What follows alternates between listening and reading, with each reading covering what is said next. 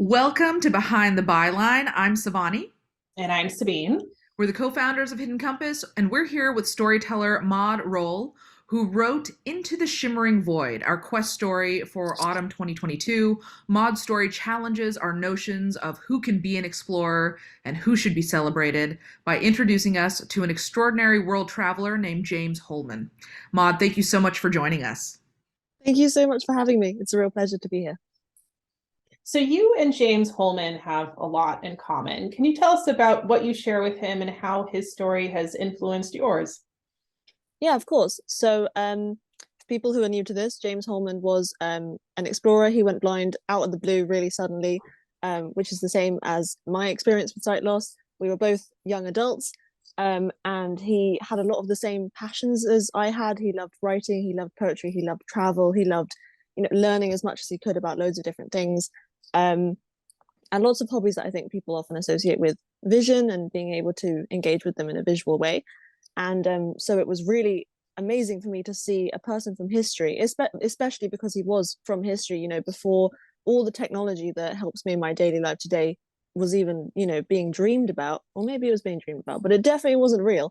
And he was able to do all the things he wanted to do that he was passionate about. And not just that, but like these were objectively extraordinary things. I mean, he circumnavigated the globe in a time when that really wasn't as easy as just like hopping on two planes, one to Australia and then back again. So just an absolutely extraordinary human lifetime by completely objective standards. But just to know that he, like me, had gone through something that threatened his relationship with all those things that he loved, or seemed like it would do that, was just the most incredible thing. And I really resonated with the aspects of his story that were like mine. And it really showed me that blindness really doesn't need to be an obstacle at all. You can still do whatever you want. And sure, you have to gain a few emotional tools along the way. I think James Holman sounds like he was incredibly resilient and just endlessly cheerful. And I think his outlook was just amazing, to see so many things to be excited about and want to learn about, rather than the things that were making his life fairly difficult, which in many ways weren't actually blindness, but just kind of the ways in which our world kind of makes blindness a problem, in the sense that there are loads of ways to do things without sight. When everyone else is doing them in that way, then it's very difficult to be kind of the black sheep in the crowd. Sure. It's such an important story, such a remarkable story. And we're honored to have published it. And I want to ask you, Thank you. what was the most rewarding part of writing this story for you?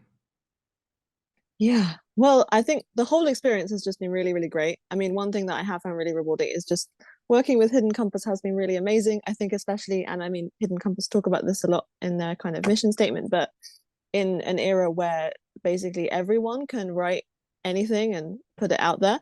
And I don't, there are many good things about that, but it was actually really, really awesome to work with an organization that cares so much about the integrity of journalism, going through all the rounds of editing and the fact checking. That was really rewarding for me, actually. I learned a lot. And I'm really happy that the story has kind of made it through all those, and will now be reaching you in a way that, you can trust what's in it. Not to, but yeah, please trust it. And rewarding in terms of the story content, it felt amazing to be the person who might enlighten someone about James Holman. I mean, so I read his biography by Jason Roberts, and just honestly reading that book changed my life. And I think if I can introduce just one person who needs to hear about this figure from history to James Holman, and that have an impact, then that feels really special. And I really hope that with the help of Hidden Compass and everyone supporting it, that can happen. Someone can read about him and it can change how they think about everything. Hmm. Well, it was a great partnership on the editorial side working with you, Maud. And we also see a partnership between not just us as editors and our writers, but also with our audience. And part of that is the patronage campaign that we've launched with this story. We launch a patronage campaign with every story we publish. And that's an opportunity for you as readers to directly support our work and to directly support our partnership with an individual journalist or storyteller like Maud. So for those who have read the story and contributed, Maud, do you have anything that you'd like to say to them? Yes, I want to say thank you so much. I mean, you're supporting me in doing absolutely the thing I love to do most, which is write, and to do that in a way that is, you know, researched and proper and backed up and takes time, but is really important. And just thank you so much. And I really hope that you've enjoyed the story and that you've learned something, and that you're going to take that knowledge and just be nicer, kinder people to all the people who live in this world and are different. I phrased that badly. This can be edited, right? Oh my god, I'm so sorry. You phrased it perfectly. You phrased it beautifully. Okay. I'll leave that then. Sorry. No worries. Personality coming through in these videos is always great. Okay, good. Yeah. Because my personality is I'm really bad at talking with my human voice. With a pen, I'm a bit better. You've been wonderful.